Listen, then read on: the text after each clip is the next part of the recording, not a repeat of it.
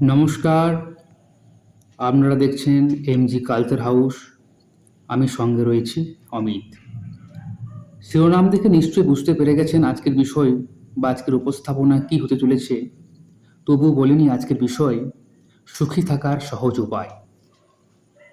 আজকের এই কর্মব্যস্ত জীবনে আমরা কেউই সুখী নই। সুখী কীভাবে থাকতে পারি এ বিষয়ে সাহিত্য সম্রাট বঙ্কিমচন্দ্র কি বলেছেন তাই আপনাদের সকলের সামনে উপস্থাপনা করতে চলেছি। আশা করি একটু ধৈর্য ধরে মনোযোগ সহকারে ভিডিওটি শুনবেন।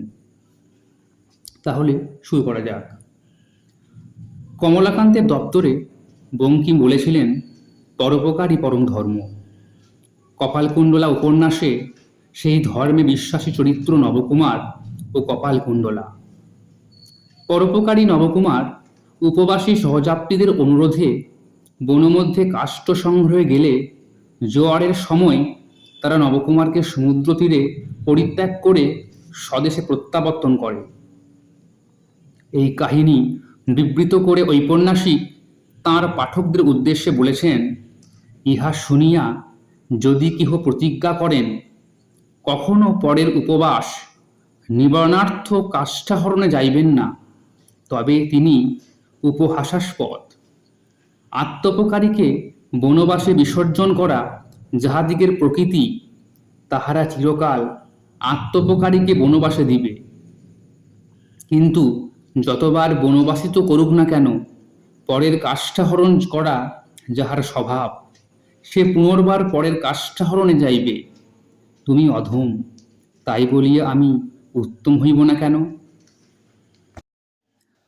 সমাজ বিরোধিতা কপালকুণ্ডলা চরিত্র যে কতখানি সরল, পবিত্র, উদার ও পরোপকারী তা শ্রীশচন্দ্র মজুমদার বঙ্গদর্শনে পুঙ্খানুপুঙ্খানুভাবে বিবৃত করেছেন মীরন্দা ও কপালকুণ্ডলার শিষ্য প্রবন্ধে।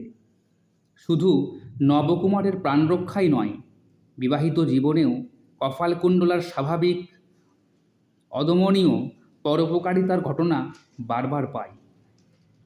নবকুমার তার পত্নী কপালকুণ্ডলাকে বাধা দিলে কপালকুণ্ডলা সহজেই বলতে পারে, তুমি পরের উপকারে বিঘ্ন করিও না। শ্রীশচন্দ্র তাঁর প্রবন্ধে কপালকুণ্ডলার চরিত্র আলোচনা প্রসঙ্গে বলেছেন, সার্বভৌম মানব সমাজকে শিক্ষা দেবার জন্য কপালকুণ্ডলার ন্যায় চরিত্র সৃষ্টির প্রয়োজন। কমলাকান্তের দপ্তরে বঙ্কিম বলেছিলেন, পরের জন্য আত্মবিসর্জন ভিন্ন পৃথিবীতে স্থায়ী সুখের অন্য কোনো মূল্য নাই। ধন, যশ, ইন্দ্রিয়াদিলব্ধ সুখ আছে বটে, কিন্তু তাহা স্থায়ী নহে। এ কথা প্রমাণ করতেই যেন বঙ্কিম কর্তৃক মতিবিবি চরিত্রের পরিকল্পনা।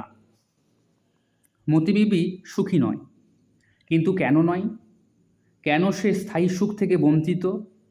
মতি বা লুৎফুন্নিসা নিজেই পেশমনকে বলেছেন, সুখের তৃষা বাল্যবধি বড়ই প্রবল ছিল। সেই তৃষা পরিতৃপ্ত জন্য বঙ্গদেশে ছাড়িয়া এ পর্যন্ত আসিলাম। এ রত্ন কিনিবার জন্য কি ধন না দিলাম, কোন দুষ্কর্ম না করিয়াছি, আর যে যে উদ্দেশ্যে এত দূর করিলাম তাহার কোনোটাই বা হস্তগত হয় নাই।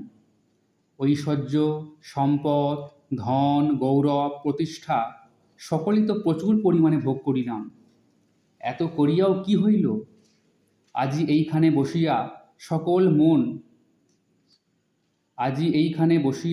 সকল দিন মনে মনে গণিয়া বলিতে পারি যে একদিনের তরেও সুখী হয় নাই, এক মুহূর্ত কখনো সুখভোগ করি নাই, কখন পরিতৃপ্ত হয় নাই।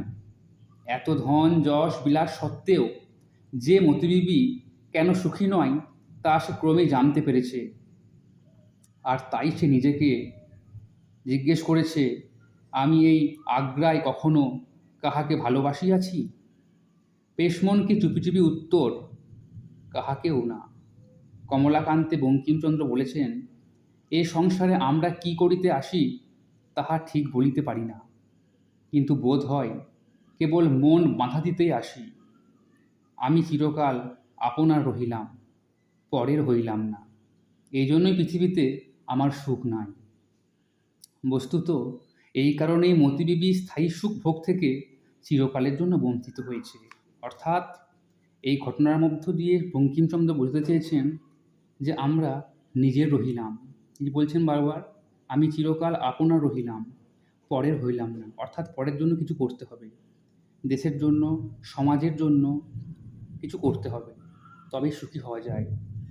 আমার করলেই সুখী হওয়া যায় না। এই আমিত্ব থেকে হচ্ছে বিনাশের উৎপত্তি। আজকে এই পর্বের অন্তিম পর্বে সকলের জন্য একটি বার্তা আমি দিতে চাই যে সুখী হওয়ার জন্য বা সুখী থাকার জন্য সর্বদা স্বার্থপর বা নিজের কথা ভাবলেই হবে না, সকলের কথা ভাবতে হবে।